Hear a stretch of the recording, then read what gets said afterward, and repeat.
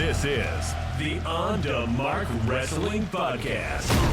Kick back and hang with your hosts, Quixote, Lewis, and Joel. Let's mark out.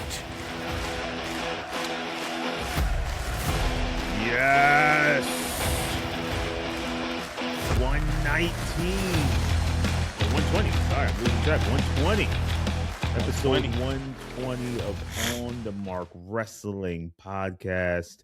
Welcome, people, to the show. I'm your boy, Coyote, joined none other than the administrator himself, Lewis. Thanks to the fellas that were holding it down. Joel is not here tonight, but I'm back. And, we're here to talk a little pro wrestling with you guys. Lou, what's going on, bro? What's going on, K-Yeezy, K-Weezy? The great Mr. Howard, the producer himself, has returned. It was like, you know how you're in school and your teacher's absent, you got the substitute teacher. It don't hit the same. You know, we were struggling with technology, audio, all that shit. Well, I mean, we made it work, but this is why they call you the producer. Y'all made it work. Listen, I want to leave y'all in good hands next time. So now y'all know what to do. It's all good. Y'all did a great job. But tonight on 120, we got to get to some business, Lou. We had some big, we had a big weekend, I would say, right? We had a big weekend. And the first thing we got to get to, my brother, is the Royal Rumble 2026, my brother. Man, we had a very interesting show. The winners, in my opinion, were good. And I think they I called Liv Morgan. I said, Liv Morgan is winning this year's Rumble match. That one wasn't a surprise to me. The one that took me for a surprise, though, Lou, was your boy Roman Reigns. I didn't think I wasn't even stressing Roman. But when I saw the way Braun Breaker got eliminated, I was like, this changes everything. I don't know now where they're going to go with this. So in my opinion, the Rumble matches were good. The women's was better. Liv Morgan, well-deserved. Again, she's a workhorse. She looks like she studies the craft. She looks like she loves it. And the last time, she got injured before her injury, she was on Cloud 9, level 10, about to be a megastar, which she is now. And then she got derailed with the injury and then came back. And now she's doing her thing. And I got to say, I'm not mad at the pick.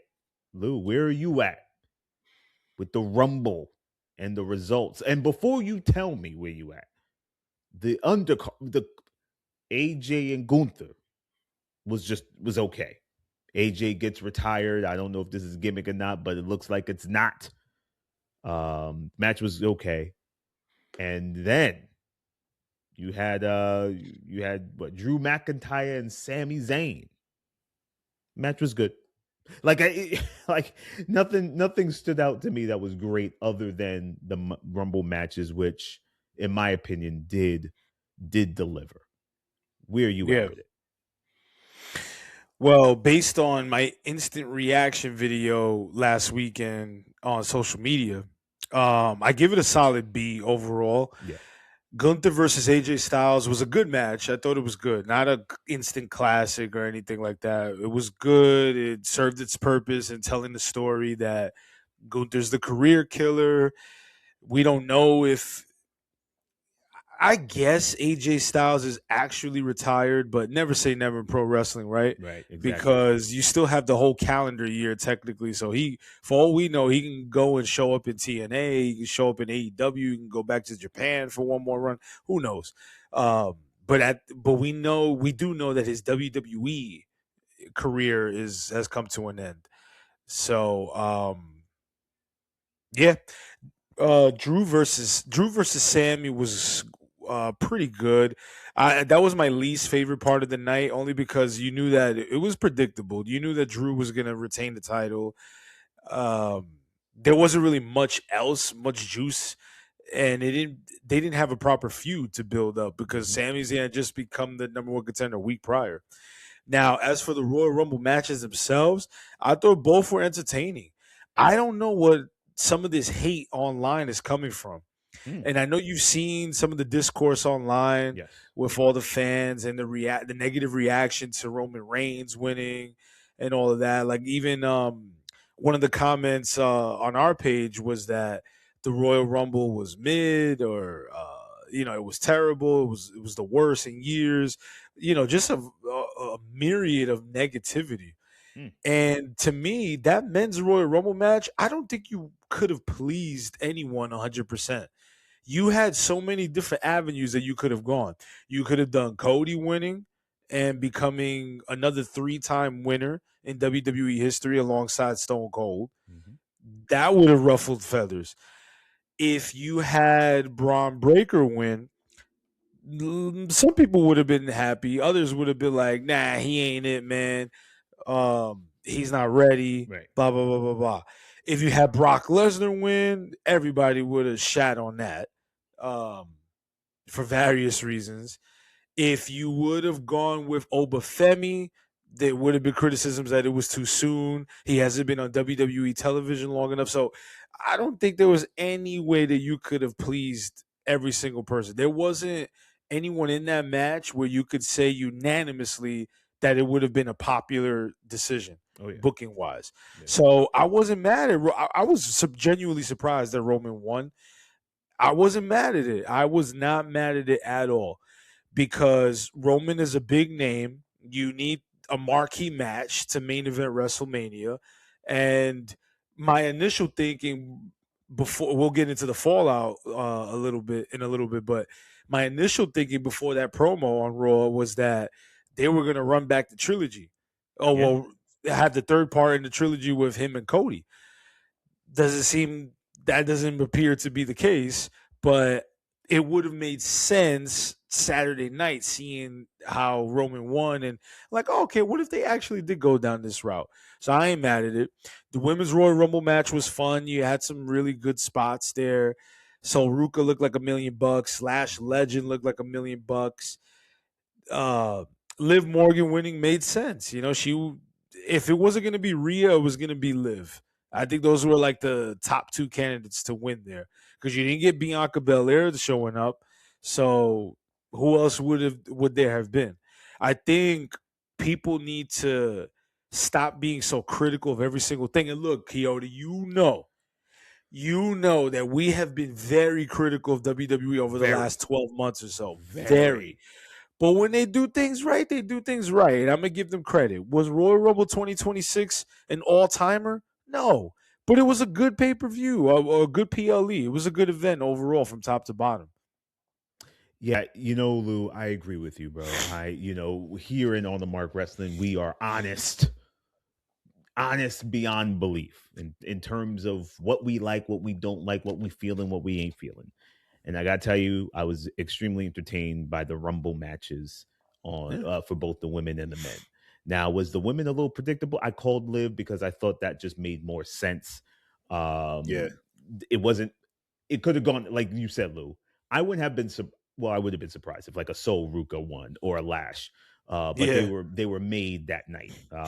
So good for them. And first off, I gotta give it up for the ladies. Lash, Sol. They did their thing. And they looked like stars. So I'm very happy for them. And I gotta say, man, again, Liv makes sense. I'm not mad at it. The Roman thing caught me by surprise, Lou. I'm not gonna lie. The Roman thing, I was a little confused because I was like, okay, where are we going with this? But then I thought to myself, we have not gotten the Roman and Punk of it all. And I'm like, okay. That's the Mania match. That's the money match. That's the marquee match. This is what's going to drive or get people in those seats in Vegas. We'll see. We'll see. Yeah. But that's what they went with. And again, people were, Louis said it, people were trashing it. And here at On the Mark, we've trashed a ton of WWE stuff, a lot. But this I didn't think needed trash. Don't get me wrong.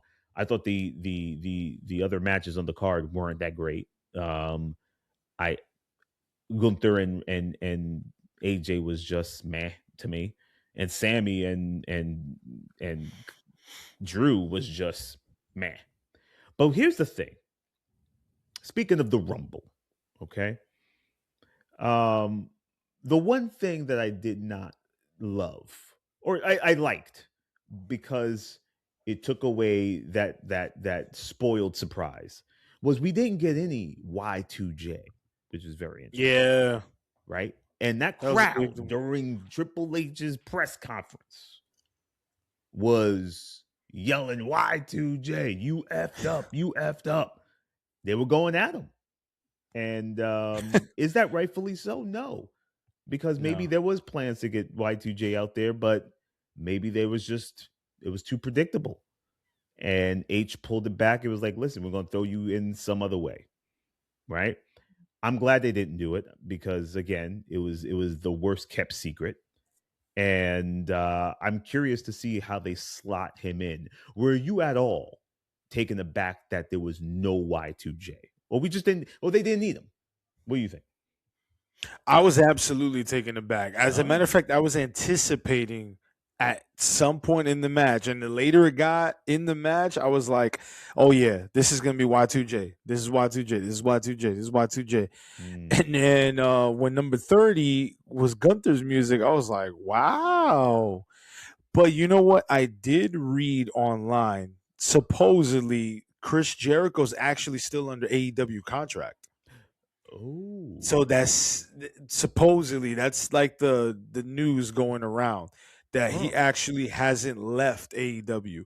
So I don't know how credible things are. I would have to do a little more research, but that would make sense if in fact he was still under contract with AEW and they're still maybe figuring some things out. I don't know. But is there a world where Y2J stays in AEW? It's possible. It's definitely possible. I mean, I don't think there's shit left for him to do in AEW. At this point in Jericho's career, if he wants to go out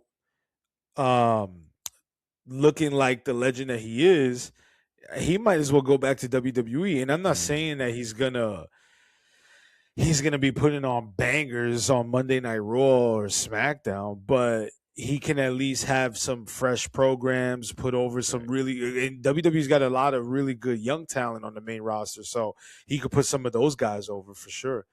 But that's true. I think Jericho is kind of exhausted his stay in AEW. I don't think there's a place for him there anymore. I agree. I you're right. If he went back, I don't know if many people would care. It would be the pop or the hot thing in wrestling for a minute, but then kind of really it'll fizzle out real quick. And like you said, at this point in Jericho's career, you do a couple of dream matches in WWE if there are any, or some interesting matches. You throw him in some special PLEs, and then you give your boy the best Hall of Fame induction that he can get, and let Jericho make a couple of mil and call it a night. Like, you know what I'm saying? Like, that's where we are with Jericho. And like you said, AEW doesn't need him. They don't need to sign him. They don't need to beg for him to be a star on the show. They don't need him. It'd be interesting to see where he actually shows up, or if he shows up at all on WWE. Maybe this is all just talk. Maybe Triple H and them had no plan on bringing him back. But the rumors are too strong, Lou, for them not to bring him back. So I think something's in the works, but we'll see. We'll see where that leads us. We'll see where that goes.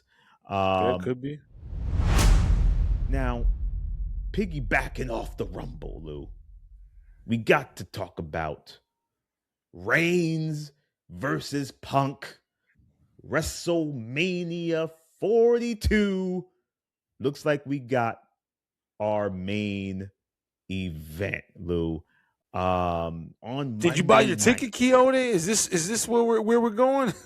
Lou, Did you get your ticket to Vegas? I wouldn't buy the ticket to Vegas if they bought it for me, Lou. I wouldn't get it. I'm not going, Lou. Damn. I'm not going. And listen, this is a big money match, Hogan Warrior-esque kind of thing. Like this is money. Okay. Yeah. On Monday night, these two men delivered a promo and that was masterclass in how to listen, how to send information and a promo out to each other, like sending and receiving, right? And how to react to it properly. And these two gentlemen did that. Punk by far, and we talked about this, Lou. Punk by far, for all the Punk thing, all the Punk's attributes that I don't care for. The one is that the man is a master in just talking. He just knows how to talk. Of course. And I gotta tell you, he did great.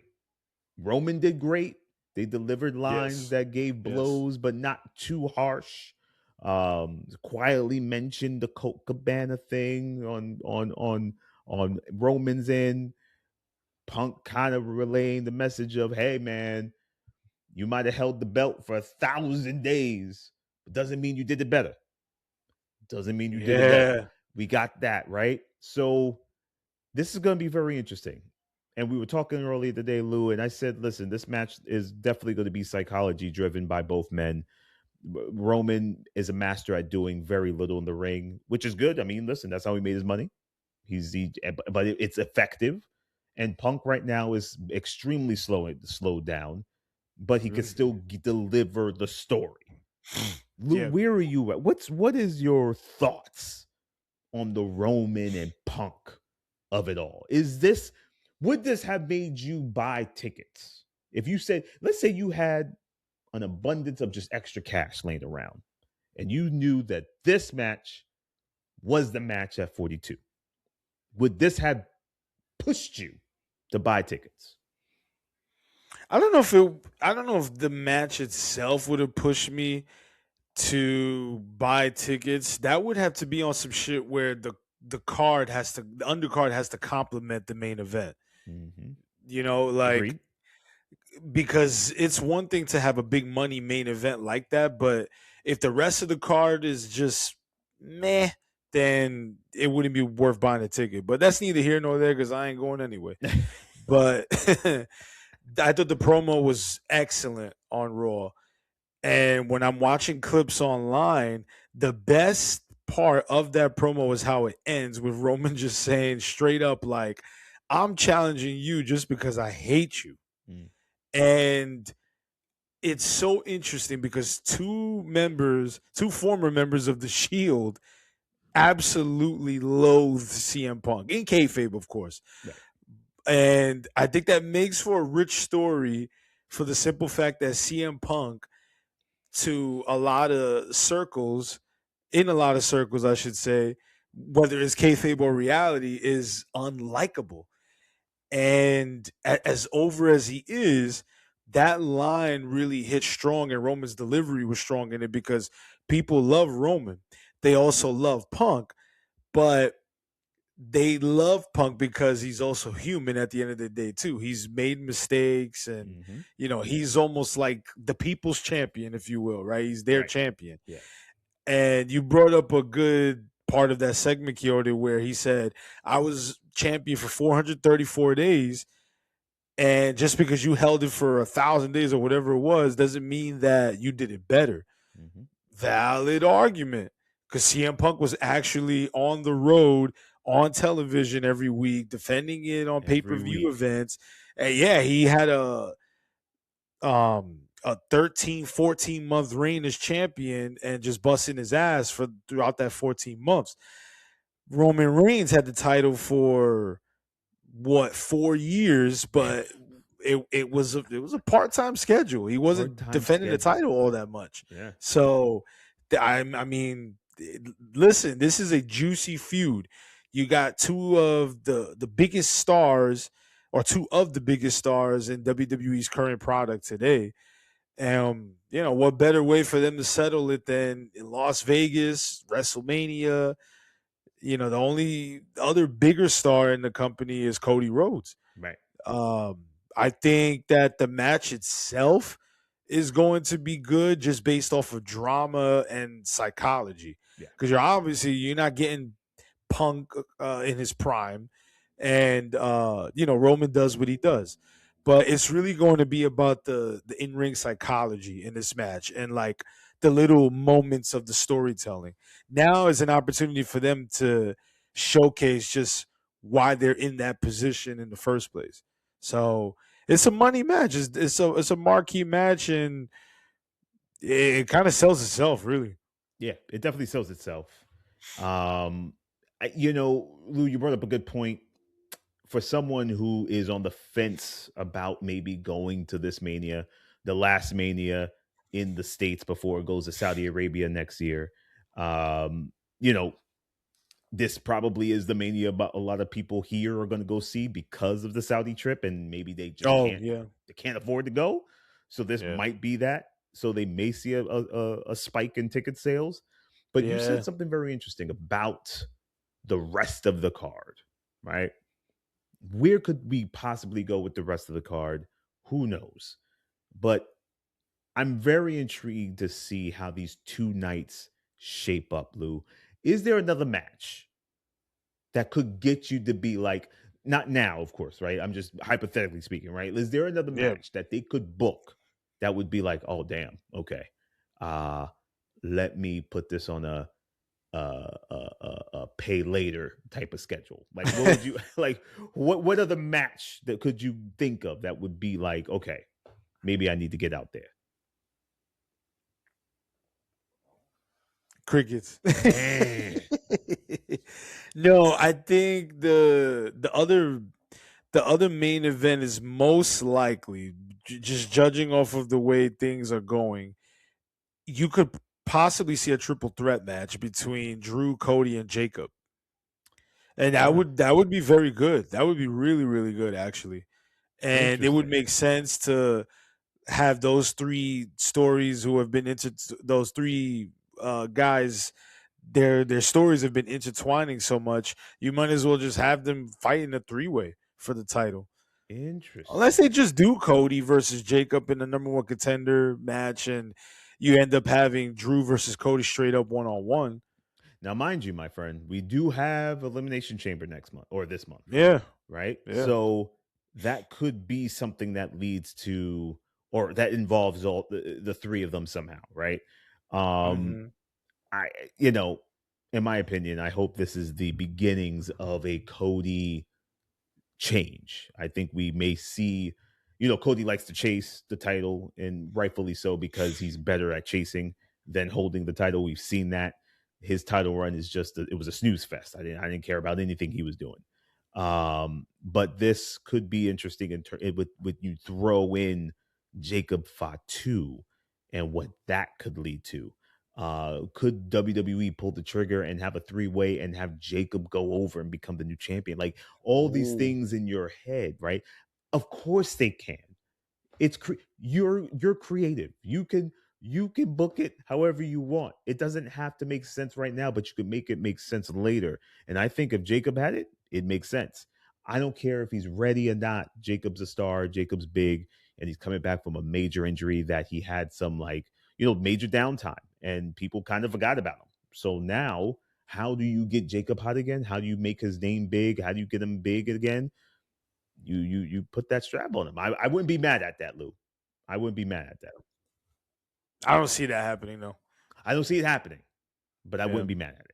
Like I don't. Yeah, no, I don't think anybody would. Yeah. And then besides, you need the tricky thing about a 2-night WrestleMania is that you need a very strong ending for night 1 in order to keep that buzz and momentum going into night 2. Because if you don't, then you're gonna find yourself in a rut where night 2 has to be significantly better from top to bottom. and end on a massively strong note. So I think they did a good job with that last year, where night one overall was just very mediocre, but the main event was fire.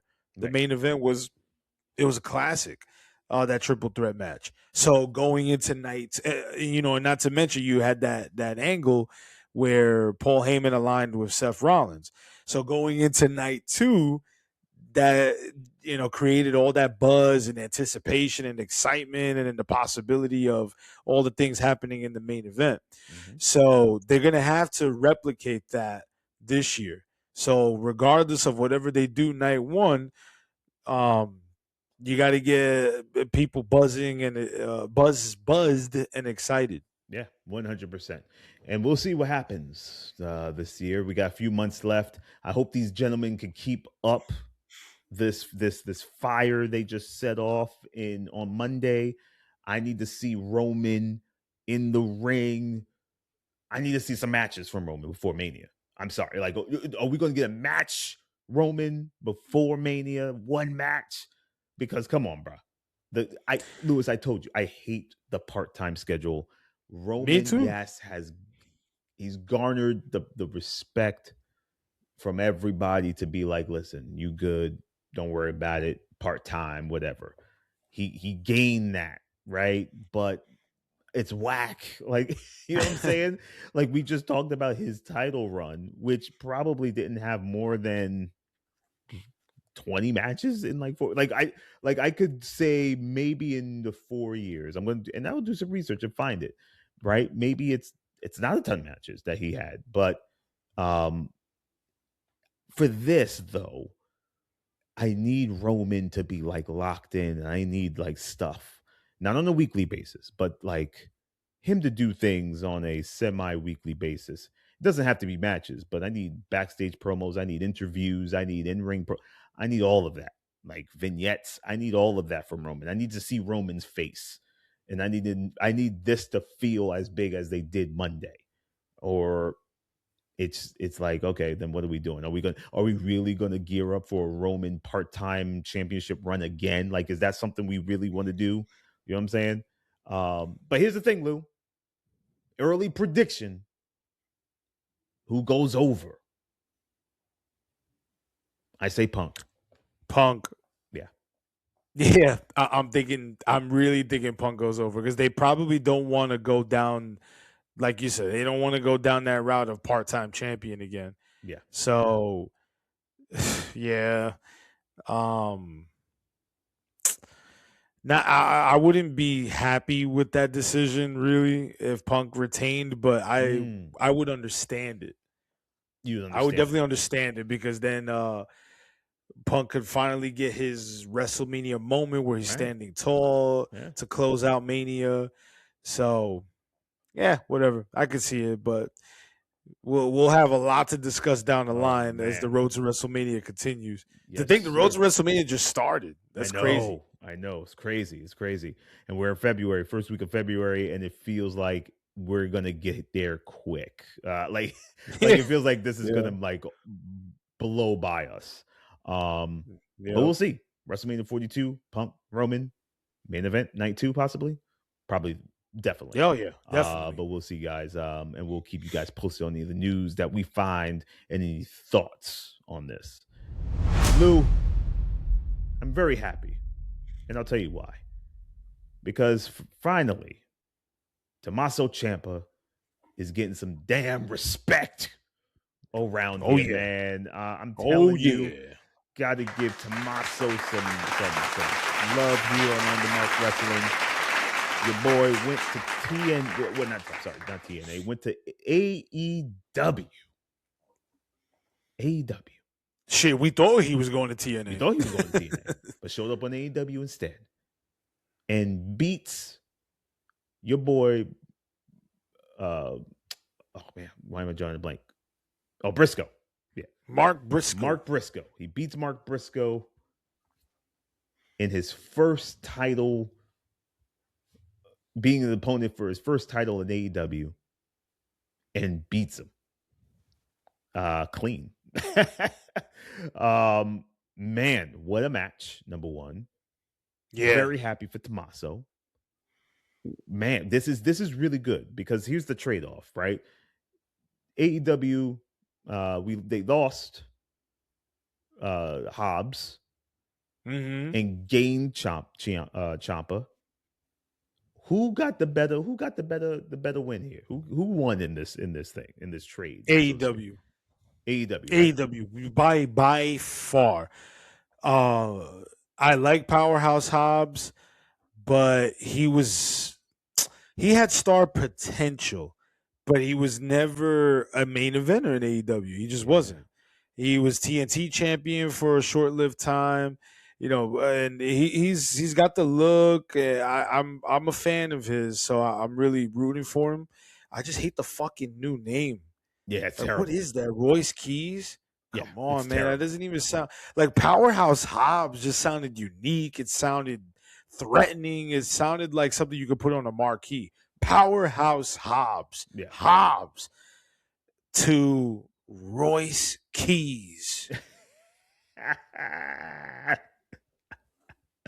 It's whack. Right. Now, Royce, I believe, is the name of his newborn kid, I believe. So I think he look, and that's fine. And God bless that. Yeah, that's what I'm saying. That's fine. But we're talking in terms of entertainment, Right. marketability, wrestling. God bless his kid, whatever. If that's the case. But I just think Royce Keys, maybe it'll grow on me, but I just have a trouble with the transition from Powerhouse Hobbs to Royce Keys. Yeah. But AEW probably owns the rights to Powerhouse Hobbs' name, so Yeah, I feel you, Lou. It's not giving badass, tough guy, dude you don't want to see in the street. Royce Keys is giving me like agent or power agent for like some sports league or like right. That's what I'm saying. I'm like it just sounds like a Hollywood name for normal B movies. Like, you know what I'm saying? Like, yeah. Royce Keys, like it just you know how sounds big like this dude is. Royce Keys, it just sounds like a normal name. Like, I'm like, yo, creative they couldn't come up with anything better. Couldn't come up with anything. Like, better. really? Yeah. Now, Lou, but in any case, AEW definitely got the better of the deal. I want to ask Tommaso you about Ciampa, he needed a nice strong reboot. And I was not expecting the title change, though. That's big. I knew that they were going to put on a banger, but then when he actually got the job done, I was like, oh, shit. Man. Like, they need to have an actual full-blown feud. I need to see a best of 7 out of these two. Ooh. Yeah, they're listen, if they run it back or if I'm so curious to see how Ciampa, if we get NXT Black and Gold Ciampa in AEW, right? Because that was the best stuff he's done in that company was when it was Black and Gold. He had the title, he was champ, all that good stuff. I want to see that times 10 in AEW, since in AEW it's a little more creative freedom. It's a little more loosey-goosey in that spot. Like, you could kind of experiment with stuff and see if it works. And I'm very curious to see if he will experiment with stuff to see if it works, because he is mega talented. And he knows exactly what he's doing in the ring. He could perform really well. He's got mic skills and he's got a look. He's in great shape. Like, he's extremely marketable for that brand. In terms of, like, absolutely plug and play with anybody in the company. Mm-hmm. Where does Ciampa go? I mean, he's TNT champ now, but is there a match you want to see him with or in with someone specific? Like, is there someone you want to see him that he hasn't gotten into it with, obviously, because he's new to AEW's roster? Like, is there someone you're thinking about? It's a whole bunch of people. Moxley, not to mention. Moxley. Yo, Ciampa versus Moxley. Ciampa versus Hangman Page. Ciampa versus Swerve. Ciampa versus Darby Allin. Am I missing anybody? Like, there's a ton of fresh opponents for Ciampa just waiting. True. Yeah, man. Like, AEW is Ciampa Takeshita. Oh, man. That's another one. Oh, Kyle Fletcher versus Ciampa. Yes. Woo. Yeah. Yeah. There will be no shortage of great matches that Ciampa can have in Mm-hmm. AEW. Like there's so much potential here for just banger after banger. Like if they want to make him a fighting champion and doing open challenges and weekly title defenses and all that, yeah, it's like Speedball Mike Bailey. That'd be Oh, interesting. Oh, yeah. Bandito. Come Mm. on, man. Listen, Ciampa, he made a wise choice. yes, and listen. He tonight on Dynamite, he has an open challenge. He's going to be a fighting TNT champion. Open challenge come this Saturday on Collision. Oh, So I'm very curious to see who answers that challenge. Very curious who walks through that aisle to give us another banger. And all you know is like you said, we're gonna get great matches with Ciampa. I mean, in yeah. AEW. I mean, the here's the thing with AEW, which I've noticed, right? Like AEW's got a roster of guys who can just go. Mm-hmm. So when someone new shows up that you know can also go, it's almost like it's not as exciting anymore because it's like the roster is full of guys who could just work, perform, all of that. And then when the Ciampa shows up, which I was happy you did, it's sort of like, oh, okay, well, that's cool. He's just another one of those guys that can do all the same things, right? I just wonder what separates these guys now, like because AEW is where the best wrestle, right? And apparently where the skilled really know how to just do great moves. I mean, they could perform and put on great matches. Ciampa's moveset reminds me of a bunch of guys on the same roster. Like there's nothing that stands out. The only thing that I could think of is the look, right? He just looks different. Mm-hmm. But is AEW heading in a direction where it looks like, there's no one that really stands out anymore in your eyes because they all can just kind of work? Is that good or is that a bad thing? I don't know. I don't know. And that's where 2026 will be a very interesting year because I hear what you're saying. It's all going to come down to presentation and character work. So Kyle Fletcher stands out because mostly because he can work. And he's decent on the mic. But it's going to have to come to the point where it's exactly like that where you're going to have to start having guys step up their game in the character development department. Right. Like how well can you connect with the audience and cut a promo and make the audience care about you. So, like if you put Ciampa in the ring with MJF, you get some good stuff because those two are very different in terms of in-ring styles. Sure. MJF is a little more psychological, and he's got phenomenal mic work. Mm-hmm. So yeah, it's just a matter of time. But look, that's a good problem to have for AEW. Oh yeah. It really is. Like the fact that you're not thirsty for people that can actually work and connect with the audiences. Not everybody's a dynamic character, like you were alluding to, but yeah, it's definitely a good problem to have when you have a roster that's stacked. Right. Yeah, good problem to have. Good problem to have, man. We'll see what happens with Ciampa and the booking. I'm staying positive. I think Ciampa will, I think you can see already what the company thinks of him. Same thing with Andrade, right? Andrade going over on Big Stars, the story they're kind of telling with him and being able to like be this like playboy, good looking, like they're playing off of his attributes now, which work, which is starting to work slowly. And the crowd knows he could work. Andrade, in my opinion, is a very good wrestler. The only thing that sucked or that held him back was he just couldn't speak English, and it just didn't come off good. Just didn't come off good. But we'll see what happens in AEW and Ciampa and this TNT title. We'll keep it. We'll keep you posted here on on the Mark Wrestling. Now, Lou, as we close the show, my friend, We talked a little bit about everything: Mania, Rumble, Ciampa, all that good stuff. Is there anything we missed, man? Is there anything you want to finish off, or you want to just close out with?